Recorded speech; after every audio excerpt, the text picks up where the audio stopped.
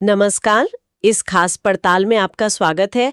आज हम बात कर रहे हैं जून 2025 में जो कुछ आईपीओस आ सकते हैं उनके बारे में।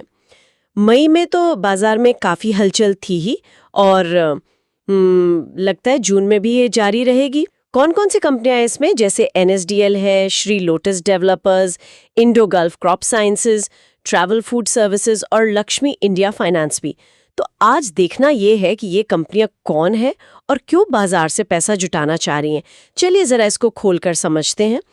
तो सबसे पहले बात करते हैं एनएसडीएल की, नेशनल सिक्योरिटीज डिपॉजिटरी लिमिटेड। ये नाम तो शेयर बाजार से जुड़े लगभग सभी ने सुना होगा, है ना? हाँ बिल्कुल, काफी जाना माना नाम है ये। इसमें गौर करने वाली बात यह है कि इनका इशू जो है वो पूरी तरह से ऑफर फॉर सेल है, ओएफएस। मतलब कि जो मौजूदा निवेशक हैं जैसे एसबीआई, एचडीएफसी बैंक, एनएससी वगैरह, वो अपने करीब 5.72 करोड़ शेयर बेच रहे हैं। तो कंपनी को तो इससे सीधा पैसा नहीं मिलेगा। नहीं, बिल्कुल नहीं। ओएफएस का मतलब यही है, जो पुराने शेयर होल्डर हैं वो अपनी हिस्सेदारी कम कर रहे हैं या बेच रहे हैं, पैसा उनके पास जाएगा, कंपनी के पास नहीं। कंपनी कोई नया शेयर इशू नहीं कर रही है। अच्छा। और देखिए, एनएसडीएल की भूमिका भी अहम है। डिपॉजिटरी है, बाजार के वो क्या कहते हैं, बुनियादी ढांचे का हिस्सा है। इनके भी चौथी तिमाही के नतीजे भी आए थे, Q4 FY24 के।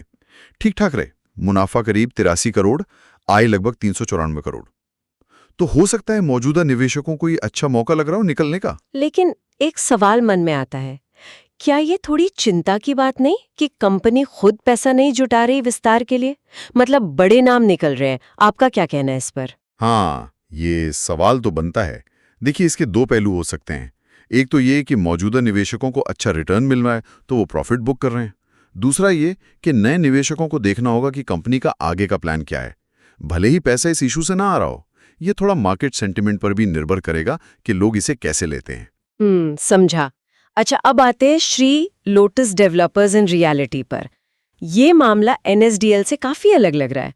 ये कंपनी करीब 792 करोड़ रुपए जुटाना चाह रही है और सारा का सारा पैसा नए शेयर जारी करके आएगा। हाँ, ये बिल्कुल फ्रेश इशू है। यहाँ कोई ओएफएस नहीं है, पैसा सीधा कंपनी में जाएगा। जी हाँ, और इसका इस्तेमाल भी उन्होंने बताया है, अपनी सब्सिडरी कंपनियों में लगाएंगे। कुछ चल रहे प्रोजेक्ट्स हैं इनके, अमाल्फी, दियाकेलियन, वरुण, उनकी लागत में, और बाकी सामान्य कॉर्पोरेट कामों के लिए। और एक बात और, इसमें एक जाने माने निवेशक आशीष कचोलिया, उनका भी निवेश है। अच्छा, उनका भी नाम है।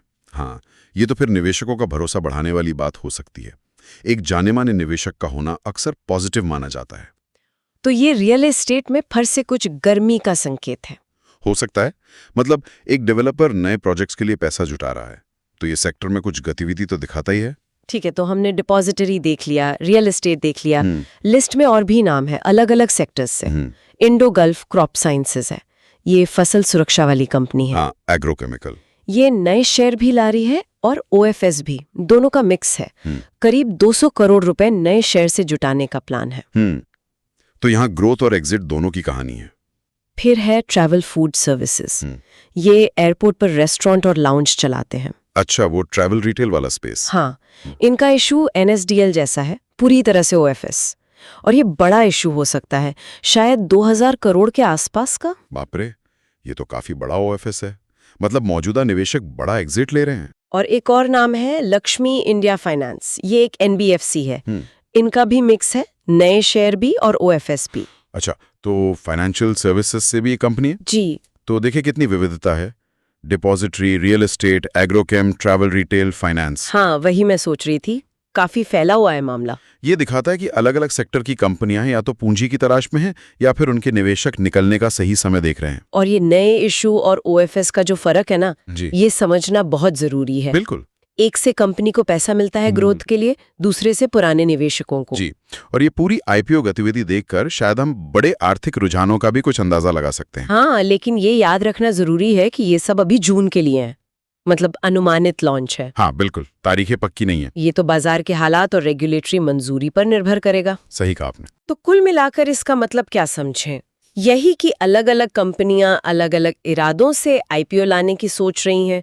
कुछ को ग्रोथ के लिए पैसा चाहिए, कुछ के मौजूदा निवेशक मुनाफा लेकर निकलना चाहते हैं। हाँ, और ये दिखाता है कि प्राइमरी मार्केट में अभी भी एक्शन है। और जब ये आईपीओज वाकई में आएंगे तब ये देखना दिलचस्प होगा कि निवेशकों की दिलचस्पी किसमें ज्यादा रहती है। बिल्कुल।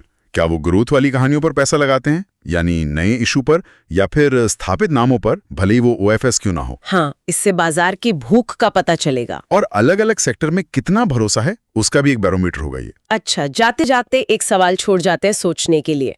अगर हम सिर्फ आंकड़ों से हटकर देखें तो ये जो कंपनियों का मिश्रण आ रहा है, depository, real estate, agrochem, travel, finance, ये हमें क्या बताता है कि निवेशक भारतीय अर्थव्यवस्था में भविष्य की वैल्यू कहाँ देख रहे हैं? ये बहुत अच्छा सवाल है। इस पर नजर बनाए रखना वाकई फायदेमंद हो सकता है आगे चलकर।